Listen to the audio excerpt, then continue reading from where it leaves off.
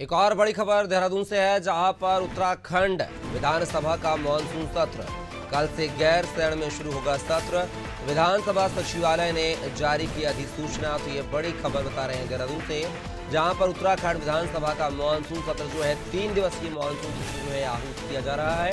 कल से गैर शरण में होगा ये सत्र। और ज्यादा जानकारी के साथ हमारे सहयोगी ब्यूरो हेड जो है सोनू सिंह फोन लाइन पर बने हुए हैं। सोनू, बात किया है तो विधानसभा का मानसून सत्र जो है कल से गैर शरण में शुरू होगा। क्या कुछ तैयारियां हैं सत्र को लेकर? देखिए, अलग अलग स्तर पर तैयारी की जा रही है। उत्तराखंड विधानसभा के स्तर पर तैयारी की जा रही है। उत्तराखंड विधानसभा का जो सचिवालय के स्तर पर तैयारी की जा रही है। जो सदन के सदस्य हैं, पक्ष और विपक्ष के जो विधायक हैं, जो सदन के सदस्यों ने सवाल लगाए हैं और उन प्रश्नों का जवाब तैयार किया जा रहा है। सुरक्षात्मक व्यवस्थाएं किस तरह से विधानसभा भवन की होंगी, इन तैयारियों पर अंतिम रूप दिया जा रहा है। विधानसभा भवन की आंतरिक सुरक्षा पर फोकस किया जा रहा है और बाहरी सुरक्षा के साथ साथ जो ट्रैफिक व्यवस्था है, ये कैसे बेहतर सत्र के दौरान रहे, इस पर फोकस किया जा रहा है। अधिकारियों की एक बैठक, जो विधानसभा की अध्यक्ष है रितु खंडूरी, उन्होंने एक बैठक ली है। उनके नेतृत्व में एक बैठक हुई है, अधिकारियों से अपडेट किया है सुरक्षा को लेकर के। जो विधानसभा भवन है, इसमें प्रवेश सत्र के दौरान एक निश्चित संख्या में ही जो लोग हैं वो जा सकेंगे और जो सदस्य हैं सदन के, जो विधायक हैं, उनके जो जनसंपर्क अधिकारी हैं, वो भी इस बार प्रवेश नहीं कर पाएंगे। कहीं ना कहीं व्यवस्थाओं को बेहतर करने की कवायद की जा रही है। और इसके साथ साथ कपिल, अगर हम राजनीतिक नजरिए से इसको देखें विधानसभा के सत्र को, तो विपक्ष के और सत्ता पक्ष के दोनों ही जो विधायक हैं वो सदन की तैयारी को अंतिम रूप दे रहे हैं। सत्ता पक्ष की अगर हम बात करें तो जो कैबिनेट मंत्री हैं, जो सदन के सदस्य हैं, वो होमवर्क करने की कवायद में जुटे हुए हैं। इसके साथ साथ जो विपक्ष के विधायक हैं, वो कौन कौन से मुद्दों को सदन में उठाएंगे, किस तरह की रणनीति उनकी रहने वाली है, किस तरह से वो तीखे तेवर सदन के अंदर इस दौरान दिखाने वाले हैं, किस तरह का फॉर्मूला वो अख्तियार करने वाले हैं, इसकी रणनीति बनाई जा रही है। और क्या सदन के बाहर विपक्षी विधायक जो हैं, जो विपक्षी पार्टी है कांग्रेस, क्या कांग्रेस के जो नेता हैं वो सदन के अंदर जो अपनी आवाज उठाने के साथ साथ क्या विधानसभा भवन का भी घेराव करने की रणनीति बना रहे हैं, ये देखना होगा। अगर बात की आज इस तरीके से जो है सत्र को लेकर कांग्रेस जो है लंबे समय से तैयारी कर रही है। कांग्रेस ने भी अपनी बैठक की है, विधानसभा सत्र को लेकर विधायकों की बैठक की थी। आखिर सत्र में क्या कुछ गहमा गहमी होने के आसार हैं सोनू?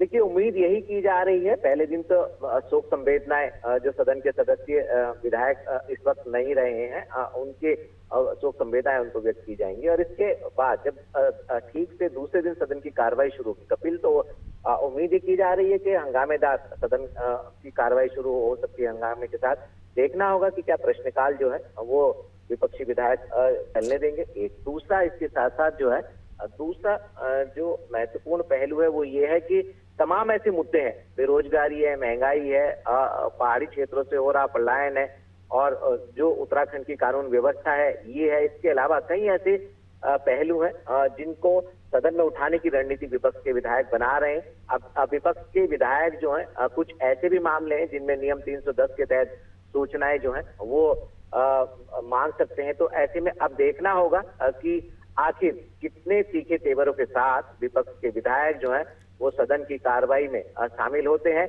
और क्या सदन की कार्रवाई चलने देंगे। क्या जो विपक्ष के जो विधायक हैं, क्या वो सदन की कार्रवाई के शुरू होने के दौरान अपनी मांगों को लेकर के बेल में जाते हैं, हंगामा करते हैं। ये तमाम ऐसे प्रश्न हैं जिनका जवाब जब सदन की कार्रवाई शुरू होगी उस वक्त ही पूरी तरह से सामने आ पाएगा।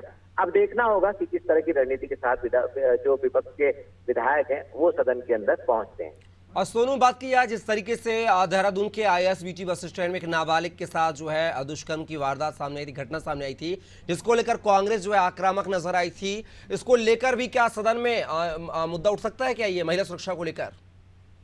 देखिए, ये अपने आप में ही एक बहुत महत्वपूर्ण पहलू है और बहुत महत्वपूर्ण सवाल आपने किया कपिल, क्योंकि जो उत्तराखंड की कानून व्यवस्था है ये अक्सर विपक्षी पार्टियों का मुद्दा बना रहा है। और चूंकि अब जो जिसका आप जिक्र कर रहे हैं आईएसबीटी में जिस तरीके का वाकया सामने आया है, कहीं ना कहीं इसको लेकर के जो विपक्ष के विधायक हैं वो रणनीति बना रहे हैं इस तरह के मामले दोबारा ना हो, इस पे कानूनी शिकंजा इस तरीके के मामलों पे कसा जाए। और साथ ही साथ इस पर भी फोकस किया जा रहा है कि जो उत्तराखंड की कानून व्यवस्था है ये कैसे बेहतर हो सकती है, कानून का खौफ कैसे खास तौर पे क्राइम करने वालों में बढ़ सकता है। ये तमाम ऐसे पहलू हैं जिसकी रणनीति विपक्ष के विधायक बना रहे हैं। जाहिर सी बात है, इस तरीके के न सिर्फ ये आईएसबीटी वाला मामला है बल्कि पूरे प्रदेश भर के अलग अलग क्षेत्रों में, चाहे वो रुद्रपुर की घटना हो या देहरादून के कई बड़े मामले हो, जिन मामलों पर जो है वो हम कह सकते हैं कि जिस तरह से रणनीति बनाई जा रही है, इन सभी मामलों पर विपक्ष के विधायक जो है वो फोकस करने वाले हैं। चलिए, अब देखना होगा विधानसभा सत्र के दौरान क्या कुछ जो है माहौल गहमा गहमी का होने वाला है और कितनी तैयारी के साथ जो है सत्ता पक्ष सदन में पहुंचेगा, ये भी देखना दिलचस्प होगा। फिलहाल के सोनू आप हमारे साथ बने रहेगा, आगे भी आपसे जानकारी लेंगे।